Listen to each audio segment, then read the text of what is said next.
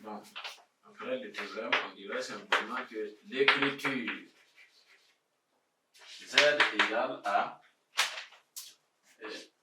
module de Z cosinus alpha plus I sinus alpha, ou simplement module Z plutôt égale à R cosinus alpha plus I sinus alpha avec R supérieur à 0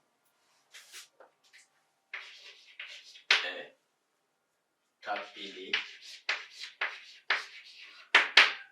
formant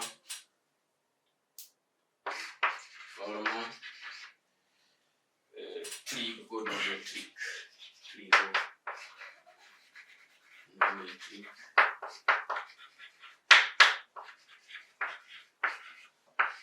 du nombre complexe Z.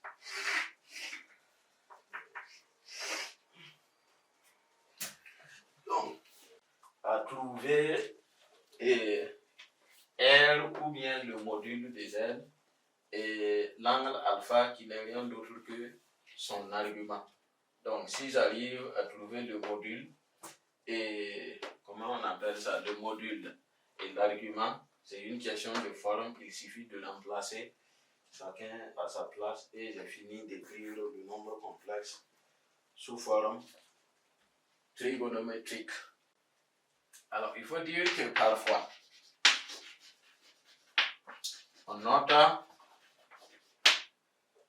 Z égale, on fait un crochet, on met R pour dire que c'est son module et alpha pour dire son argument. Donc, si vous avez ça, si vous voulez écrire la forme trigonométrique, vous avez déjà l'argument et le module, pas besoin de calculer l'argument. Donc, vous allez avoir R facteur de cosinus alpha plus I sinus de alpha et c'est fini. Après avoir vu la forme trigonométrique, on peut voir en petit 3 l'argument d'un nombre complexe. Puisque on a parlé de l'argument ici maintenant, comment on détermine ça.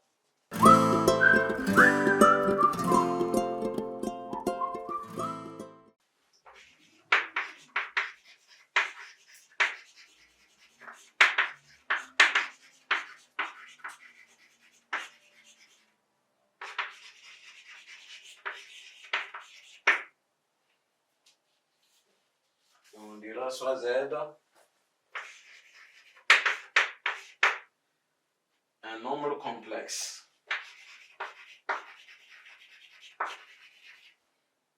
Soit Z, un nombre complexe dans le plan mini. Dans le plan mini, dans les vers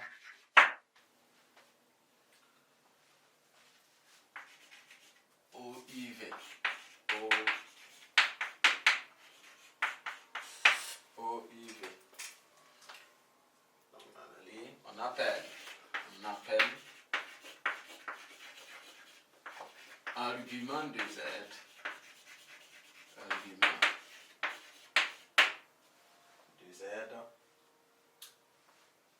virgule,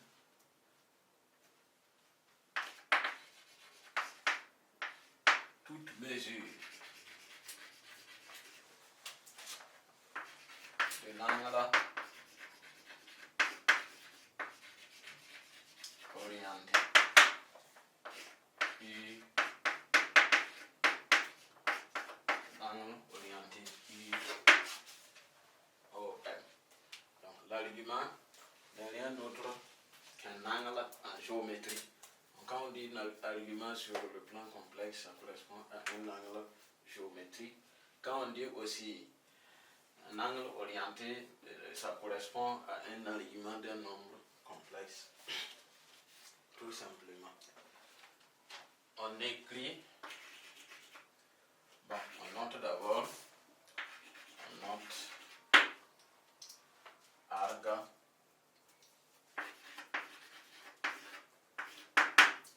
nombre complexe Z. simplement débrouiller. Alors, les Z, selon la définition, on dit que c'est égal à l'angle UOM. Donc, on peut ajouter des capis puisque les angles géométriques, si je les ajoute des capis, c'est la même.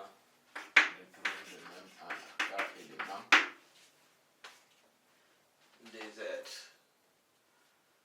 Voilà, on remarque.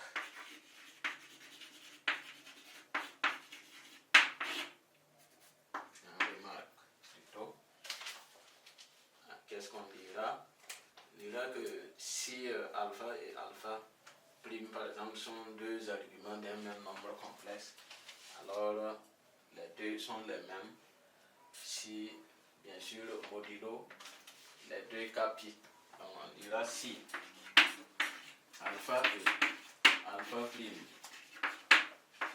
sont deux arguments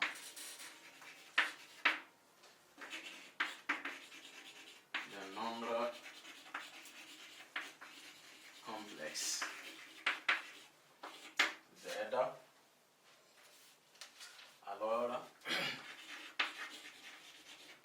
peut écrire que alpha c'est égal à alpha prime plus 2 capis avec élément de Z.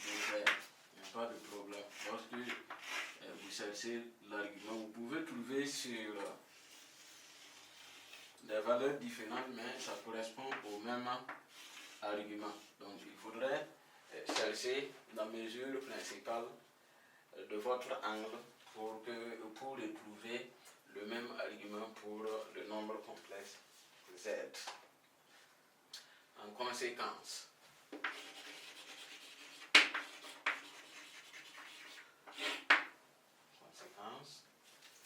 d'ici ZE, Z' sont deux nombres complexes. Alors dire que Z égale à Z', c'est dire qu'ils ont le même argument. Si soit Z et Z' deux nombres complexes.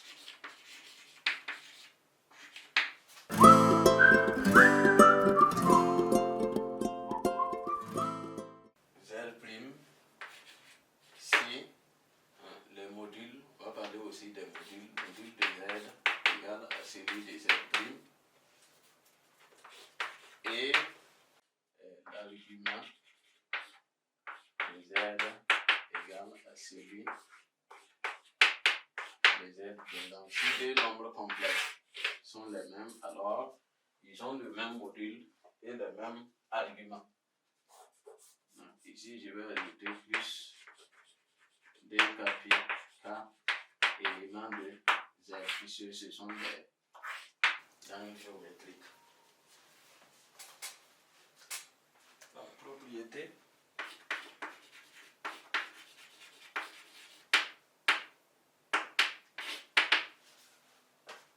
bien sûr la propriété de l'argument.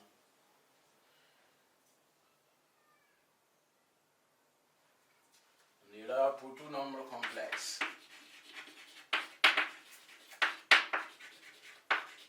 Pour tout nombre complexe Z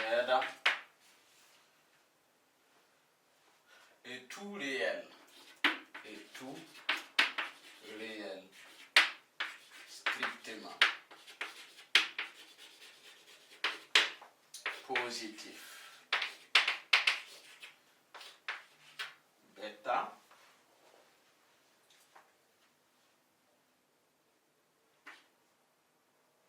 et pour tout cas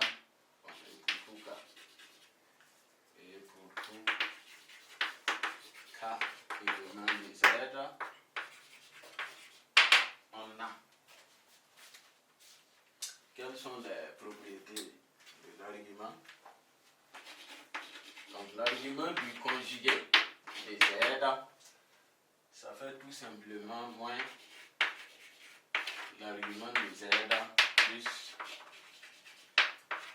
DKP.